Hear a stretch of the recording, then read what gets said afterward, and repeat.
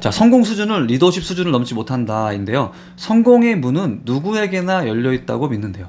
그리고 사람들을 잘 이끄는 사람은 더 크게 성공할 수 있다라고 생각한다고 합니다. 이 저자가. 그렇겠죠, 당연히. 예. 사업이 커지면 사람이 늘어나니까. 자, 높이 올라가고자 할수록 그러니까 사람을 잘 이끄는 리더십이 필요성이 더 커지죠. 더 큰 성과를 내기 위해서는 더 큰 영향력이 필요하대요. 여기서 이 책에서는 주로 리더십을 영향력이라는 걸로 설명합니다. 그러니까 어떤 일을 시도하든 한계를 결정하는 것은 사람을 이끄는 능력이래요. 자, 대표님들이 어떤 아이템을 창업하시든 1년이 지났다고 생각할게요. 그러면 여러분들 매장에서 여러분들이 못할 게 있나요? 매일 똑같이 12시간씩 6개월, 1년을 했는데 눈 감고도 못하면 그거는 진짜 문제가 있는 거, 관심이 없는 거죠. 그러니까 우리 여기까지 참여하신 분들은 최소한의 기본기는 넘으신 분들이니까 당연히 눈 감고도 하실 줄 알 거 아니에요? 그럼 우리가 관심 가져야 될 부분이 요것만 있는 게 아니고 이제 사람을 잘 이끄는 그 역량에 관련돼서도 관심을 가져야 된다는 거죠. 왜냐면 이제 앞으로는 우리가 권한도 위임해서 내가 매장에 내가 나가지 않아도 나처럼 일할 수 있는 사람을 양성하려면 관심을 가져야 되잖아요, 이 영역에. 자, 여기 표가 있는데요. 리더십이 결여된 성공이 있고 리더십을 갖춘 성공이 있다고 합니다. 개인의 노력, 매일 내가 하고 있는 그 업무를 되게 잘하는 점수가 1점부터 10점이 있는 거고, 리더십, 사람을 잘 이끄는, 나보다 더 잘하게 만드는 그런 역량이 있는 점수가 1점부터 10점이 있는 거예요. 근데 나 혼자 잘하는 점수가 뭐 8점이라고 쳐도 리더십이 이제 1점이면은 성공에 가는 포인트가 좀 낮아진다는 거고, 한계점이 있는 거고, 리더십 역량이 7점이고 개인의 능력이 8.5점이 나왔어요. 그러면은 이만큼의 그레이드의 어떤 향상된 성과를 얻을 수 있다는 거죠. 그래서 리더십은 곱하기 효과를 발휘한다고 합니다. 노력의 양을 늘리지 않고 리더십 역량만을 높이는 것만으로도 원래의 성공 수준을 700%까지 높일 수 있다라고 하는 것이죠. 내가 모든 거를 처음에는 잘 알아야겠죠. 하지만 그 이후에 여러분들이 만약에 사업을 확장하는 목적을 갖고 계시다면 이 부분을 염두에 두는 게 굉장히 중요한 포인트가 되겠죠. 자, 우리 조직을 구하려면 리더를 바꿔라, 이 말이 있습니다. 그러니까 한 개인의 리더십, 한 사장의 리더십 역량이 뛰어나면 그가 이끄는 팀과 조직의 한계점이 높아져요. 그러니까 성과를 낼 수 있는 그 뭔가 변화를 할 수 있는 포인트가 높아진다는 거죠. 반대로 그 리더, 그 사장의 역량 또는 점장의 역량이 부족한 팀이나 조직은 성공의 한계점이 낮아집니다. 그래서 어려운 상황에 놓인 조직은 자연스럽게 새로운 리더를 구하려고 애쓴대요. 실현의 시기를 맞은 국가는 새로운 대통령을 선출하죠. 그리고 수익이 하락하는 기업은 새로운 CEO를 채용합니다. 그래서 삼성이나 어느 기업들도 다 새로운 대표를 또 내보내고 또 새로운 그 대표를 기용하기도 하죠. 전문 경영인을. 교회에서 문제가 생기면 노련한 목회자를 새로 영입한다고 합니다. 스포츠팀이 계속해서 성적이 좋지 않으면 새로운 감독을 찾는 거예요. 내가 매장을 점장한테 맡겨놨는데 점장이 그 매장을 잘 운영하지 못하면 점장을 바꾸는 게 낫겠죠. 왜냐하면 그 점장 때문에 영향을 받은 모든 직원들의 수준이 그 점장 수준밖에 안 될 거 아니에요. 고객을 상대하는, 응대하는 영역, 주방을 관리하는 영역, 식자재를 관리하는 수준도 그 점장의 수준만큼만 할 수 있겠죠. 그러니까 그 점장을 빨리 갈아 끼는 게 좋겠죠. 자, 주위를 둘러보면 똑똑하고 재주 있고 우수한 사람들이 리더십의 한계로 더 이상 발전하지 못하는 경우가 많다고 합니다. 여러분들이 이제 애플이라는 기업이 스티브 잡스가 기술적인 영역을 되게 잘하고 개발한 줄로 대부분 아시는데 스티브 잡스는 기술자가 아닙니다.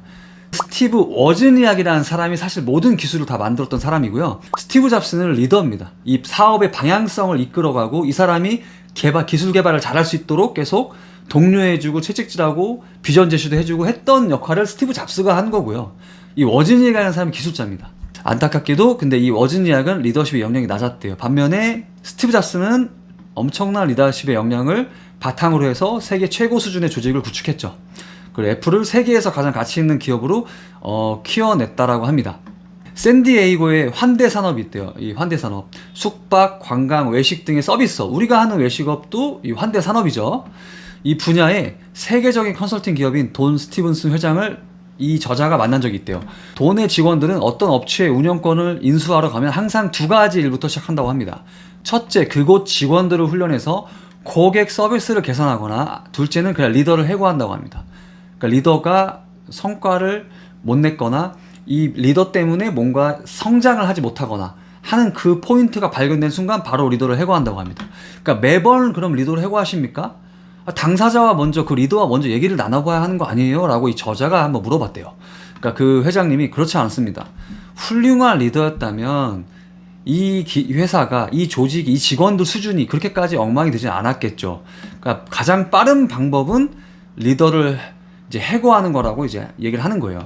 뭐 물론 리더를 무조건 해고한다고 해서 무조건적인 성공을 할 수 있는 건 아니지만 정말로 성공을 거두고 싶다면 어떻게든 리더십 역량을 높여야 된다라는 거죠. 자, 근데 여기에 시사점이 책임자들, 그 리더들을 내보내야 되는 것도 있지만 우리가 더 큰 걸 한번 상상해 봐야 돼요. 우리 매장을 성장시키지 못하는, 우리 직원을 성장시키지 못하는 발목을 잡고 있는 사람이 사장인 나일 수 있을 확률이 또 굉장히 높습니다. 우리 직원들은 왜 저러고 있지? 왜 손님한테 친절하게 안 하지? 왜 음식을, 레시피를 안 지키지? 왜 손익계산서를 못하지? 왜 재고관리 똑바로 못하지? 내 입에서 계속 그런 얘기가 많이 나오고 있다면 사실 내 수준이 그 정도밖에 안 돼서 그런 거예요. 내 직원이 못 큰 거잖아요. 이 직원이 그런 것들을 해낼 수 있을 만큼 내가 돌보자면서 그 친구를 진짜 점장으로 키웠어야 될 나의 몫이 있었는데 사장인 나의 원래 역할을 요렇게만 보고 사실 사람을 키우는 거에 대해서는 내 역할을 보지 않았던 거죠. 근데 내가 사업을 키워나가려면 매니저와 점장한테 내 똑같은 소리를 반복하지 않게 하도록 내가 뭔가 그 친구들 키우거나 시스템적으로 좀 만들어 놓거나 했었어야 됐다라는 거죠. 그러니까 사실은 그 친구가 못한 건 나일 수가 있는 거예요. 왜? 직원은 내 수준만큼만 클 수밖에 없거든요. 그러니까 점장도 생각해 볼 필요가 있지만 사장인 나의 그 수준도 한번 생각해 볼 필요가 있는 거예요. 자, 리더십에 오해가 있다고 합니다. 지위는 리더십의 가장 낮은 단계에 불과하다고 합니다. 진정한 리더십은 상으로 주어지거나 임명되거나 부과되는 게 아니라고 합니다. 영향력이 리더십의 증거라고 하는 거예요. 리더십의 증거는 그를 따르는 사람들에게서 찾아야 한다. 이거 굉장히 중요한 얘기인데요. 자, 다시 한번 얘기할게요. 지위는 리더십의 가장 낮은 단계에 불과해요. 자, 우리는 솔직히 1억에서 3억 사이의 창업비, 돈만 있으면 우리는 창업할 수 있는 사람들이잖아요. 누구나. 그럼 우리는 사장이란 지위를 얻은 건데 그 지위를 얻었다고 해서 우리가 리더가 되는 건 아니겠죠. 그러면 똑바로 된 리더십을 내가 하고 있는 건가? 내가 직원들이 나를 따라올 수 있을 만한 사장의 역할을 하고 있는가는 나를 따라오고 있는 사람들한테서 먼저 찾아야 된다는 거예요. 뭐 어떻게 찾는 건가? 자, 누군가는 항상 이끌고 누군가는 항상 따르겠죠. 자, 리더는 금방 눈에 띕니다. 지위나 경력이 있는 사람이 아니라 리더는 이 상황을 책임지는 사람, 문제를 해결하는 사람이 되겠죠. 나를 따라오게 만드는 그 영향력을 만드는 7가지 요소라고 볼게요. 7가지 요소 중에 첫 번째는 성품이래요. 나는 어떤 사람인가? 나는 왔다 갔다 하는 성향인가? 화냈다가 화 안 냈다가 짜증나고 화가 치밀어서 너 똑같은 거 맨날 물어보니라고 내가 대답하는 나의 성품인가? 가 있는 거죠. 제가 봤을 때 외식업에서 매장에서는 도덕적인 성품은 당연히 갖추고 있어야 되지만 일관된 걸 유지할 수 있는 성품인 것 같아요. 실수를 포용해 줄 수 있는 이 실수 포용력이라고 저는 보통 얘기를 하거든요. 그러니까 많은 사람을 키워내고 또 매니저 점장을 똑바로 키워내려면 실수 포용력을 내가 키워야 된다고 얘기를 많이 하는데 무슨 말이냐면 실수를 하면 저는 칭찬해 주거든요. 잘 실수했습니다. 어차피 당신이 실수하지 않으면 다른 사람이 어차피 실수할 거였으니까 먼저 실수해 준 게 다행이라고 저는 얘기를 하고요. 하지만 저희가 이 문제를 또 겪지 않으려면 어떻게 해야 될지에 대한 얘기를 반드시 짚고 넘어갑니다. 예. 그래야 그 사람도 문제 해결력이 커지겠죠. 그리고 두 번째는 관계인데요. 어떤 사람들과 관계를 맺고 있는가. 이 책의 뒤에 후반부에 나오긴 하는데요. 부정적인 사람과 긍정적인 사람은 절대 둘이 같이 갈 수 없다고 합니다. 자, 그래서 이 관계라는 건 사실 직원과 나의 좋은 관계가 있어야 내 말을 잘 따라오는 그 다음이 성립이 되겠죠. 근데 그 안에 부정적인 성향이 섞여 있어. 그러면 내가 나를 잘 따라오게 하는 약을 자꾸만 금전적인 걸 찾거나 자꾸만 그 친구를 술 사주거나 여기에서만 찾아야 되거든요. 세 번째, 지식. 내가 얼마큼 알고 있는가. 네, 이건 정말 중요하죠. 이게 내가 어떤 일의 사실관계를 정확히 알고 다양한 변수를 파악하고 미래에 대한 비전을 품고, 그러니까 지식적으로 우리가 외식업에 대해서도 지식적으로 정보를 많이 알고 있어야겠죠. 나보다 사업을 잘하는 사람도 만나 찾아가서 그 사람한테 뭔가를 배워야 내가 지식이 생길 거 아닙니까? 또는 유튜브를 보든 책을 읽든 간에 어떤 지식을 쌓아야 되고요. 그게 이제 내가 이 외식업의 변화의 지식도 있을 수 있고 인사이트에 대한 지식도 있을 수 있고 매장 내부의 지식은 대표님들이 경험적 지식이 될 수도 있겠죠. 경험적 지식은 솔직히 우리가 많이 쌓았잖아요. 1년만 지나면 다 쌓죠.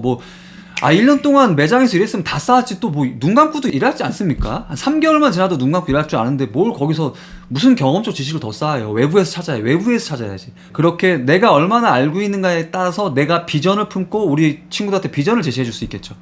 내가 저기 가서 새로운 걸 봤는데 말이야. 내가 어떤 분을 만났는데 말이야. 우리도 그렇게 해야 될 것 같아. 우리가 다음 점포를 내면 이렇게 해야 될 것 같아. 이렇게 자꾸 직원들이 못 알아들어도 계속 내가 얘기하고 그걸 했을 때 손님들이 되게 좋아했을 때 나를 또 따라와주는 나의 어떤 리더십이 더 늘어날 수도 있는 거고요. 네 번째, 직관. 이건 되게 중요합니다. 내가 무엇을 느끼는가. 눈에 보이지 않는 수많은 문제를 직관적으로 해결하는 능력도 중요합니다. 그러니까 조직의 활기, 직원들의 사기, 타이밍, 추진력, 이건 사실은 직관에 해당하는 영역이거든요. 지금 타이밍에 우리 직원들의 사기가 좀 저하된 것 같아. 지금은 내가 우리 매장에 이런 걸 도입할 타이밍이야. 우리 리뉴얼할 타이밍이야. 직원들이 다 반대해도 난 이거 확고하게 내 믿고 가야 될 내 추진력, 이런 게 있을 수 있겠죠. 그 다음 경험. 당신은 어떤 경험을 했는가. 과거 또는 현재 어려운 일을 겪고 해결했던 경험이 많을수록 리더가 될 기회가 더 많이 주어지죠. 그래서 제가 맨날 유튜브에서도 얘기하고 재능기부 특강 때 항상 얘기하는 거 여러분들 아시죠? 네 글자. 고통 그릇.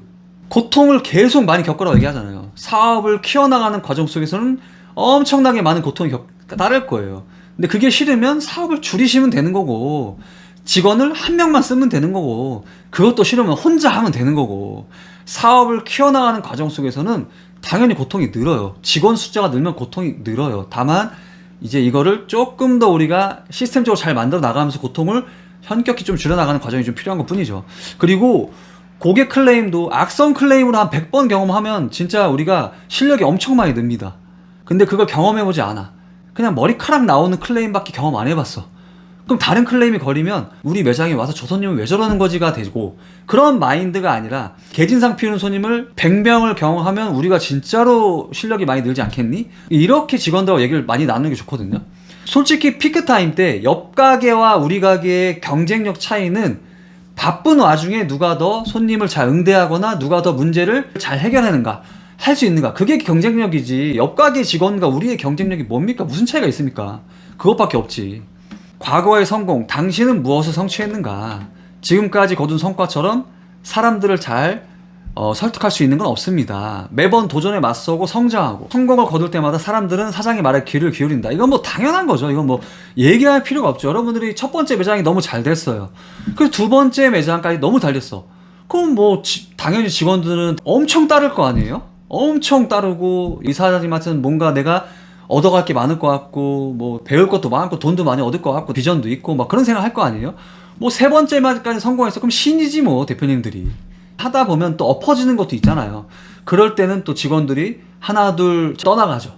또 그러다가도 대표님들이 또 매장 성과가 또 잘 나오는 매장을 만들면 또 직원들이 대표님을 잘 따라오는, 뭐 그런 거에 대한 얘기를 하는 겁니다. 직원들이 내가 무슨 말을 해도 나를 따라오게 하는 여러 가지 영향력 요소가 있는데, 대표님들이 아주 단편적으로 경험하는 건 보통 이 성과에 관련된 걸 거예요, 아마. 네. 근데 성과 말고도 이렇게 다른 영향력의 요소도 있으니까 참고하면 좋을 것 같습니다. 하지만 사업하는 사람은 당연히 성과를 내야겠죠. 예, 이건 이제 가장 중요한 요소이긴 하죠. 예, 능력입니다. 뭘 해낼 수 있는가. 직원들은 사장이 무엇을 해낼 수 있으면 어떻게 조직을 성공의 길로 이끌 것인지 궁금해하죠. 그래서 사장의 말에 귀를 기울이고 능력이 있다고 여겨지면 우리 사장님을 진짜 내가 따라가야 될 리더로 인정하죠. 자, 그래서 직원들은 결국에는 자기들이 원하는 성공을 안겨줄 거야 라는 그 능력을 사장님한테서 봐야 되는 거죠. 자, 그래서 저는 현실적으로 좀 외식업에서 얘기하면 비전 제시, 그들이 원하는 욕구를 좀 잘 파악해야 되는 것 같아요. 그래서 지금도 내가 너의 욕구를 충족시켜줘서 줄게, 그런 이득을 줄게. 그러니까 그 이득을 줄게에 대해 해당하는 거를 대표님들이 스스로 고민을 많이 해봤으면 좋겠어요. 예. 여러분들이 진짜로 뭐 사업을 안정적으로 성장을 시켜나가면 사람을 다 늘려나가야 되는데, 그들 한 명 한 명이 서로 원하는 그 이득이 좀씩 틀려요. 그 이득을 잘 캐치해서 그 이득을 개개인이 원하는 이득을 좀 충족시켜주면 좋을 것 같다라고 말씀드리고 싶습니다. 자, 그래서 저는 비전 제시를 잘하는 사장님들은 직원들의 욕구에 맞는 이득을 적시에 잘 제안하는 사람, 비전이라는 거는 현재는 벌어지지 않은 거잖아요. 앞으로 벌어질 일을 눈앞에 보여주면서 앞으로는 넌 이런 이득도 얻을 수 있을 거야 라는 거를 강력한 신념을 갖고 말씀을 드리는 거잖아요. 거기서 추종자가 생기는 거고요. 자, 믿는다라는 표현보다는 그러니까 이득을 주자라는 표현을 쓰는 걸로 좀 저는 말씀을 드리고 싶습니다. 예, 믿는다라는 표현은 얼마 못 가는 표현이고 또 대표님들이 상처를 받는 표현이 될 수도 있습니다. 내가 그동안 이 친구를 믿었는데 뭔 소용이야, 나가면 끝이지. 그냥 이득을 잘 제한해주면 됩니다. 예. 뭐 다양한 성장 욕구, 성과에 대한 욕구를 충족시킬 수가 있겠죠. 네. 매장이 너무 바빠서 너무 매장이 잘 됐어. 또 2호점도 잘 돼. 그러면 조직이 사기가 올라가고 대표님을 되게 잘 따라줄 수 있죠. 아까 설명했듯이. 또는 대표님이 그 다음 고민을 할 수도 있겠죠. 다점포를 하다가 프랜차이즈를 해볼까에 대한 고민을 할 수 있겠죠. 물론 그 프랜차이즈를 한번 해보고 싶어서 나의 사업적 욕구 때문에 할 수도 있겠지만 아마도 대표님들이 직원 수가 늘고 매장 수가 하나 두 개 늘게 보면 분명히 직원에 대한 비전을 주기 위한 프랜차이즈도 고민하게 될 거예요. 저 역시도 프랜차이즈를 하는 여러 가지 목적 중에 하나가 우리 직원들한테 비전을 제시해주기 위한 목적도 있거든요. 제가 이제 뭐 순댓국 프랜차이즈 하는 그 목적이 뭐 꼭 프랜차이즈 하라는 소리는 아닙니다. 뭐 비전을 늘리는 경로는 다양하게 있습니다.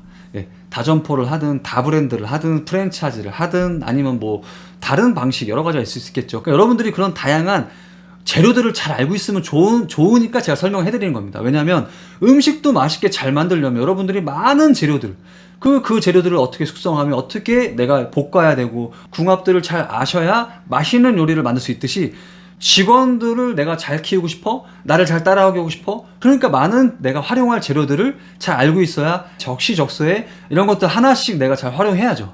네. 그런 측면에서 여러분들한테 알려드리고 있는 겁니다. 그러니까 뭐 예를 들어서 대표님이 매장 한두 개 운영하다가 프랜차이즈 사업을 할 수도 있어요. 직원들한테 어떤 동기부여나 비전 제시를 해줄 수 있겠죠.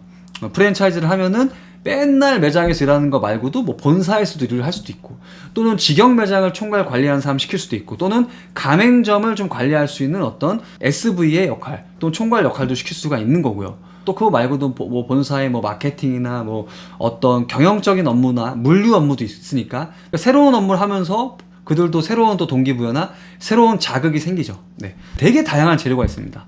그러니까 여러분들이 어떤 고민을 하시고 있는지 모르겠지만 그런 재료들을 잘 활용하시면 좋겠습니다.